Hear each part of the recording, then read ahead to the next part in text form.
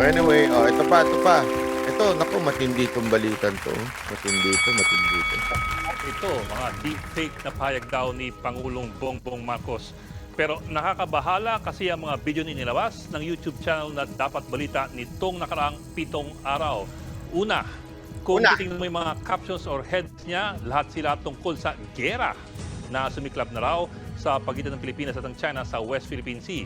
Halimbawa, China, umatake nung Martes, may napatay, niratrat ng kanyon. Meron na itong 66,000 views at meron pang mga nagkomento. Meron ding China, pinasabugan ng Pilipinas, maraming sugatan. May 32,000 views na po ito. At ito pa, PBBM, dineklara na ang gera kon... Alam mo, ito, very dangerous tong ginagawa nitong channel na to, ha? Very dangerous. Gumagamit sila nung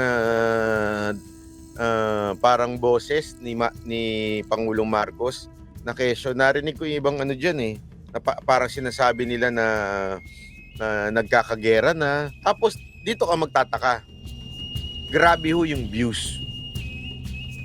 Alam mo, ito ang halimbawa na mga Pilipino ay talagang tanga. Marami sa Pilipino ang tanga. Sorry, pero katotohanan ito. Huwag magmagalit na kayo kung gusto niyo magalit. Ang dami niyo hong tanso kasi.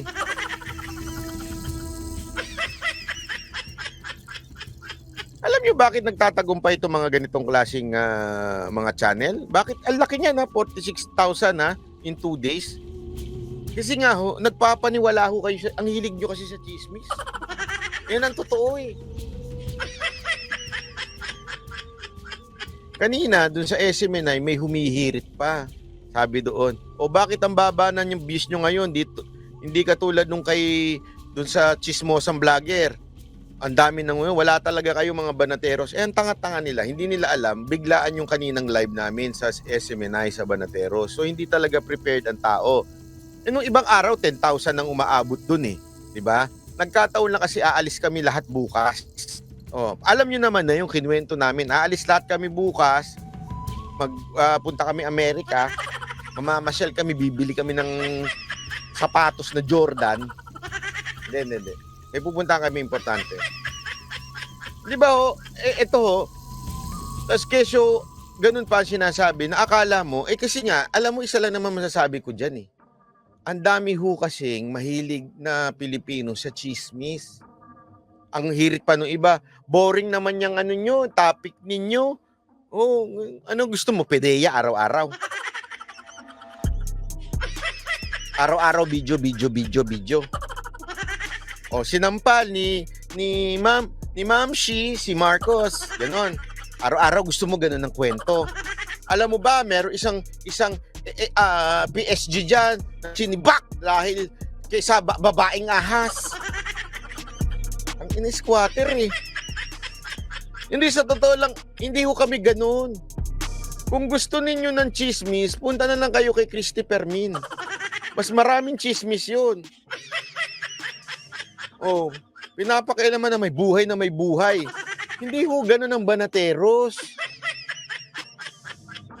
Kami ho, doon sa mga importanteng mga bagay ho. Halimbawa ho, eto, tandaan ninyo ha, yung pattern na ginagawa ng administrasyon kay Hubahip, kay Tebes, kay Bantag, kay Kibuloy, kay Pangulong Duterte, ngayon kay Gob Mamba. Kaya nga, alam namin na gano'n ang medyo hindi gano'n ka-hot yung issue kay Gob Mamba. Pero ang important sa amin, hindi yung, yung exciting. Kung gusto nyo ng exciting, magchismisa na lang tayo. Pag-usapan natin yung mga jowa mga jowa tuloy. Buti ko na mabanggit Buti hindi ko nasabi pangalan ni Ivana, no? Buti ko na mabanggit.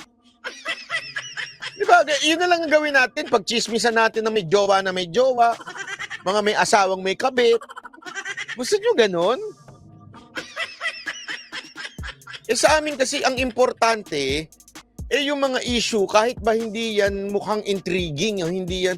Kasi, yung gagawin na naman nila kay Gob Mamba, isipin nyo walang issue yan eh. Matagal na yan eh. Proyekto yan ng CHED. And yet, bakit ginagano nila from CHED, issue ng CHED, si Marcos ang nag-imbita ng mga estudyante, ang sinisisi si Gob Mamba. Bakit kanyo? 'Di ba? Napaka-importante nun. Kasi nga, political issue yan. Kinakalaban mo kasi sa na administrasyon nito si Gob Mamba. Kaya yun ang ipinapakita namin bilang banateros. Ano gusto nyo? Pag-usapan na naman natin yung lintik na pideya na yan? Araw-araw na lang, pideya. Diba? Ano, araw-araw, ganun na lang.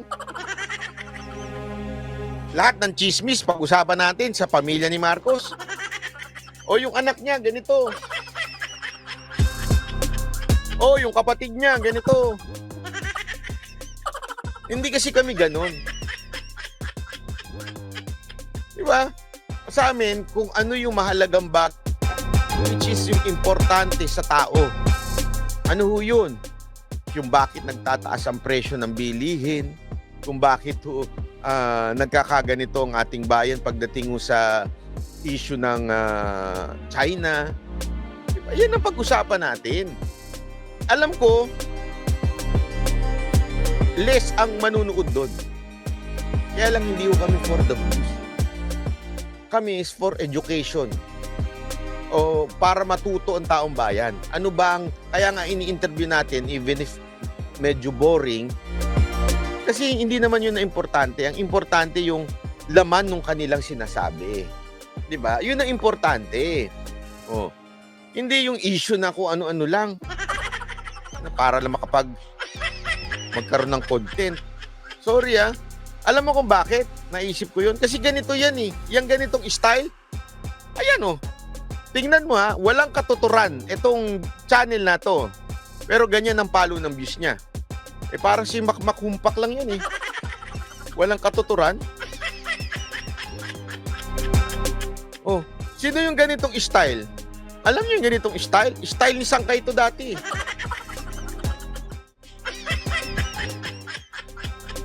Di ba yung mga ganyang style na conspiracy? Alam mo, kaya ako nabibwisit sa mga conspiracy theory na yan. Ay, nabwisit talaga yan. Anyari sa inyo, sa idol ni iba, na crush mo siya, hindi ko siya crush. Siya, idol ko yung kahit pa-sexy may buto pa, para na... Ang gulo, madam, hindi ko maintindihan. Idol mo siya kasi pa-sexy may puso. Oo. Nagets ko na. Kahit pa-sexy siya may puso. Akala ko kung ano na. Buto pa naman ako para sa'yo. Hindi. Hindi ko type yun. Hindi ko siya type. Yun, joke lang po. Hindi ako mahiligo sa babaeng may puso. Hindi. Madam, joke lang po yun. Joke lang. Tolpe. At China, meron ng 46,000 views. Hindi lang po yan, meron pang parang boses ng Pangulo na nagtatalumpati sa video. Pakinggan po natin yan sa video na ito. Lalaban na tayo sa China. Grabe. Kapag patuloy pa nilang angkinin ang West Philippine Sea. Grabe. Paimbestigahan ko din yang si Duterte. Ngayon, para lang malinaw, hindi diretsahang sinasabing ang Pangulo yun ang sasalita. Pero obvious ang gustong palabasin dahil halos gayang-gayang boses na nag-uutos ng labanan. Lalaban na raw tayo at paimbestigan niya si dating Pangulong Duterte.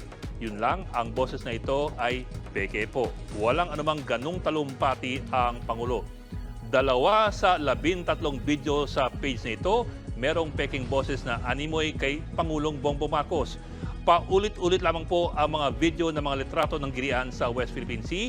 Iniiba-iba lang ang captions at headlines, ang script ng istorya at yung mga boses. Kung susuriin mo po ang YouTube channel na ito, hindi pa malinaw kung sino ang may-ari ng channel. Hindi rin po ito bagong channel. Meron na po itong 127,000 subscribers at 346,000 views.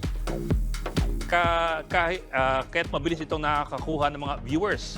Pero ang laman lamang ngayon ng channel ay mga video na in-upload nito lamang nakaraang linggo. Grabe, no? Nakaraang linggo lang to. Alam mo, isa lang patunay niyan. Maraming gullible. Oo, AI generated yan. Oo, meron yan sa sa pag ginugel mo, meron yan eh. o last 7 days. Paano nangyari yun? Mukhang bagong pihit lamang kasi ito ng channel sa issue ng West Philippine Sea. Ang focus dati ng channel na ito ay tungkol sa mga ayuda at benepisyo, kaya nga siguro ang dami ng followers. Sa kanyang about page, ginawa ito noong May 17, 2020 at ang focus ay tungkol sa mga SSS pensioners. Sa madaling salita, hindi naman to dati tungkol sa China. Tungkol sa mga ayuda. Scammer ho talaga itong channel na to. Sa kanya namang Facebook page, meron na po itong 95,000 followers at 89,000 likes. Mapapansin Isipin mo kung tuloy-tuloy yung chismis na yan, dadami talaga yan. mo ang URL ng kanyang Facebook, Ayuda sa PH. Ang mga luma niyang post ay tungkol nga sa ayuda. Pero gumawa ng mga deepfake na boses lamang. Ganito na lang po. Sa mabilisang pag-Google, nakahanap kami ng kagad ng website na nag-aalok hindi lamang po ng deepfake voices pero pati ang boses ng ama ni PBBM, si Ferdinand Marcos Sr. Di na po namin papakita sa inyo yung website mismo. Pwede siyang pagsalitain o pakantahin sa website. Tinanong namin ng DICT kung ano ang mga deepfakes. Wala raw. Pwede lang daw nilang kausapin ang mga social media platforms na i-down ang mga video na may deepfake. Pero po kung tutusin, meron naman. Sa Article 154 ng Revised Penal Code, merong batas laban sa false news. Minsan nga, ginagamit pa ito ng gobyerno laban sa mga kritiko nito. Ayon sa Article 154, Ayan, ayan o, napakaganda na itong sinabi ni pakita natin ng malaki. Ayan, ayan. Diba? Publishing as news any false news which may endanger the public order or cause damage. Yung ganun it will endanger the public. 'Di ba? Yung ganung klaseng birada, 'di ba? May danger the public order, cause damage to the interest or credit of the state. Penalty, arresto mayor and fine ranging from 40,000 to 200,000. Itong DICT, gawin nyo naman yung trabaho nyo, hindi yung panay ngangalang kayo dyan, natanggap na sahod, 'di ba? Gumawa naman kayo, magtrabaho naman kayo. Bakit nyo file ng case yung pwede nyo naman mahanap po yan eh. Pwede nyo sulatan ng YouTube, ang Google, sumasagot ang Google eh. As a government of the Philippines, sulatan nyo, this will endanger the lives of the Filipino people. Bakit? Kung maniwala na ginigera na natin, gera na ho pinag-uusapan dyan eh. Gera na ho. Talagang pwedeng kasuhan yan, pwedeng malaman kung sino ho yung channel na yan. 4, ang pag-publish ng false news na mag-endanger ng public order or cause damage to the interest or credit of the state ay paparusahan ng aresto mayor or pagkakakulong ng 1 to 6 months at penalty na hanggang 200,000 pesos. Pero ito kaya ay humor or satire site. Ang problema, wala po nakalagay na ganoon, walang indikasyon. At higit sa lahat, mayroong mga naniniwala sa content at nagkokomento pa. Lumitaw pa naman ito sa panahon ng karagdagang tensyon sa West Philippine Sea. Or actually, pwede ngang gawin dyan, ipa-down na kaagad. Diba? Pwede ho yan eh. Kasi, ewan ko, itong gobyerno to. Ang focus, wala talaga sa focus. Pwede sulatan na kaagad yan ng gobyerno, especially DICT. Sabihin ng DICT, yan eh, lumalabag sa batas ng Pilipinas yan, i-down na ho yan. At saka may patakaran noong YouTube dyan, yung magpakalat ka ng fake news. Alam nyo, naalala ko, mahigpit ho ang YouTube pagdating ho doon sa issue ng COVID eh. Diba? Juruso ito, gera na. Pambihira Dahil sa paulit-ulit na pambobomba ng water cannons ng China sa mga barko ng Pilipinas.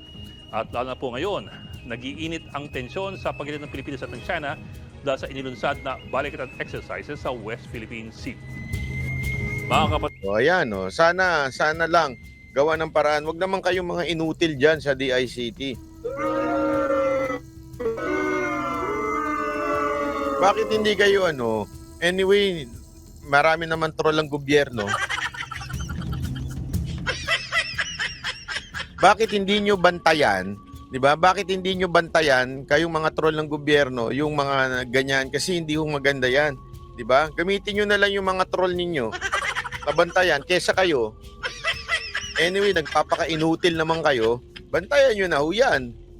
kababayan natin, pag ganyan ho ang nangyayari sa informasyon, isipin mo, nakikita mo doon, nagsasalita yung Pangulo, ang dami hong sa ating gullible pa naman. Di ba? Ang daming gullible sa Pilipinas. Muntakin mo, naniwala kay sa Talano Gold. Kapalaan nyo sa Talano Gold na natanggap na kayo. Sabi pa nila, pag mananalo ka, pag nanalo yan, ibibigay na yung Talano Gold. Oh. Grabe si Madam Virginia. Matutulog na lang yan, ha? Oh. Sinagad-sagad. Madam Virginia Puruya, maraming salamat sa iyo. Magkita-kita tayo sa May. Tama-tama, Madam Virginia. Birthday ni Mocha yun. Kita-kits tayo, Madam Virginia. Oh. Madam Virginia, pwede ba ako magpabili ng iPhone 15 Pro Max? Bayaran ko na lang dito kasi mas mura diyan 1 terabyte. Bili na lang ako diyan meron kasi diyan mas mura sa Japan kaysa sa sa Pilipinas yung iPhone nila. Bayaran ko pagdating dito. Gusto mo ngayon ko na bayaran? Hindi, wag nyo na lang sasabihin kasi yun ang regalo natin kay Madam Mocha. Ang tagal niya na nagpapabili niyan Hindi ako maka-vlog. Pabili naman ako ng iPhone 15 Pro Max. Madam Virginia, kung ano lang naman, kung mapadaan ka sa iPhone, i-text mo sa akin, message mo sa akin kung magkano, tapos pababayaran ko sa iyo through our friend. May friend tayo dyan Pabayaran ko siya ng cash dito, ng peso, tapos ibibigay niya sa iyo ng lapad. Okay, Madam Virginia, ha? Pura sa US, padala ka, sige, ikaw bumili, bayaran ko sa iyo. Hindi, actually, mas mura dyan. Lalo na pag may discount ka. Sige, Madam Virginia, ha? Sige, sabihin mo lang sa akin kung magkano. Kasi meron dito, ang mahal talaga sa Pilipinas, Ewan ko kung bakit. Ang taas siguro ng tax sa Pilipinas. Kaya, ito.